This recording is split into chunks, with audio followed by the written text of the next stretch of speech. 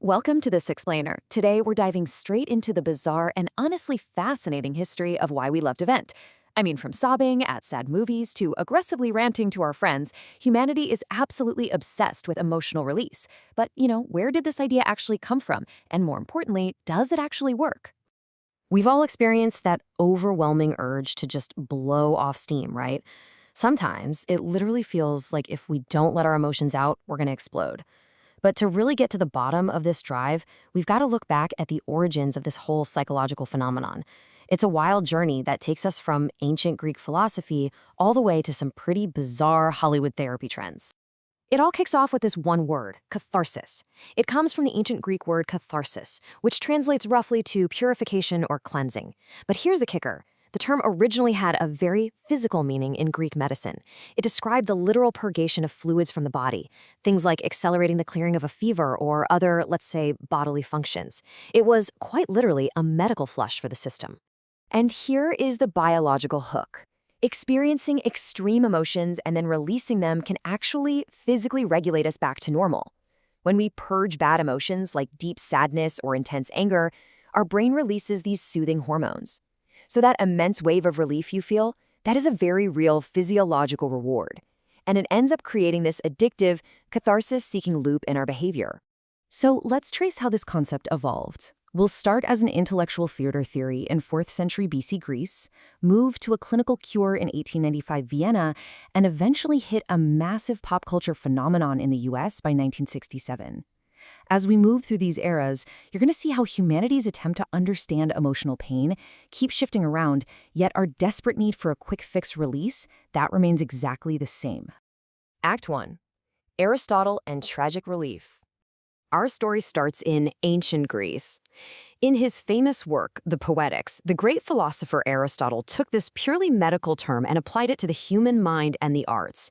He basically compared the effects of theater on a spectator to the effect of a medical purge on the body. But, well, scholars still debate what he actually meant by this.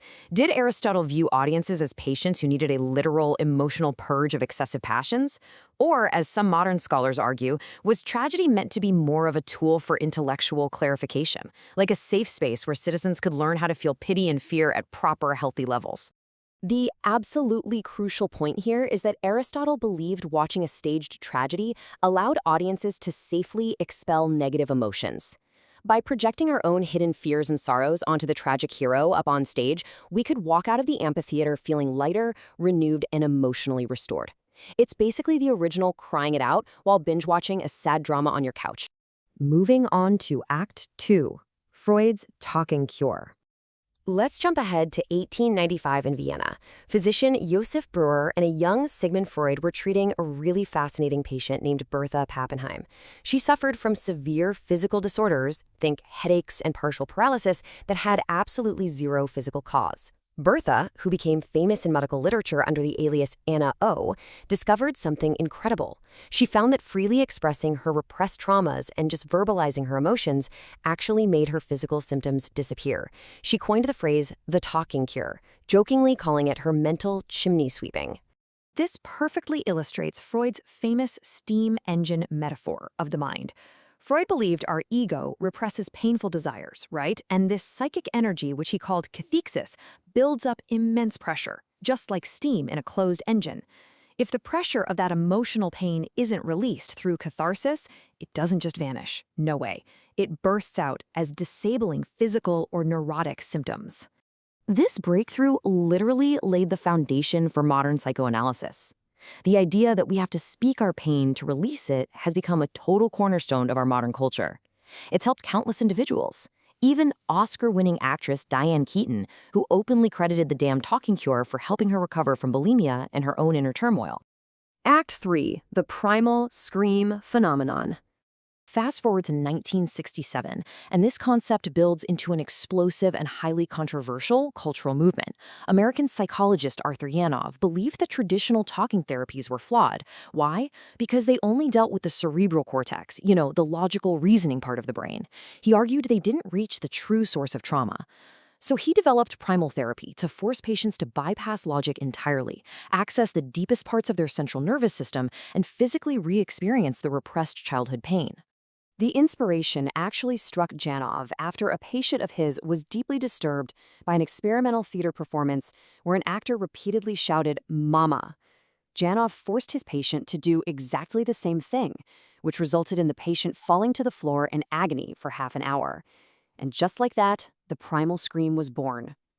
Incredibly, this completely captivated Hollywood celebrities.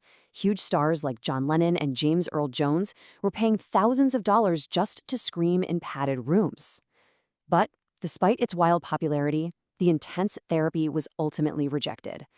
It lacked controlled trials, and today, the psychological establishment widely views it as a discredited pseudoscience. Which brings us to Act 4, addictive release or real cure. Now we hit a major scientific conflict today. If emotional purging, whether we're talking about Greek tragedy, the talking cure, or a primal scream, feels so biologically good, why is it viewed with such intense skepticism by modern experts? We really have to ask ourselves a difficult question about our own daily habits. Does venting, screaming into a pillow, or aggressively ranting actually fix our underlying problems, or does it just mask them? The research presents a really fascinating paradox. While a rant provides a quick biological high and momentarily reduces physiological stress, studies suggest it secretly acts as a reward mechanism. Every single time you blow up and feel better, you are literally training your brain to repeat violent, angry, or hostile behavior in the future whenever you're faced with stress. It's a trap. Furthermore, impartial studies completely fail to prove that social catharsis, what we casually call venting to a friend, leads to any actual emotional recovery. Just look at the findings by Zek and Remy. They found zero correlation between emotional sharing and recovery. And it gets worse. Spara and his team discovered that expressive writing right after a marital separation actually impeded emotional recovery. It literally kept the subjects stuck in their pain. Ultimately, legal scholars and psychologists argue that our addiction to catharsis is really just a craving for closure. We humans have an intense aversion to ambiguity. We desperately want a definitive answer, a final dramatic scene where all of the tension resolves, just like in an Aristotelian tragedy. But as we all know, real life doesn't always offer a clean, satisfying third act. So I want to leave you with this thought. If the quick fix of a primal scream or an angry rant actually traps us in a neurological cycle of rage, what is the real cure for the human heart? Are we better off finding quiet acceptance rather than loud purchase? It's definitely something to think about the next time you feel the urge to blow your top. Thanks for exploring this with me today, and keep questioning the way we work.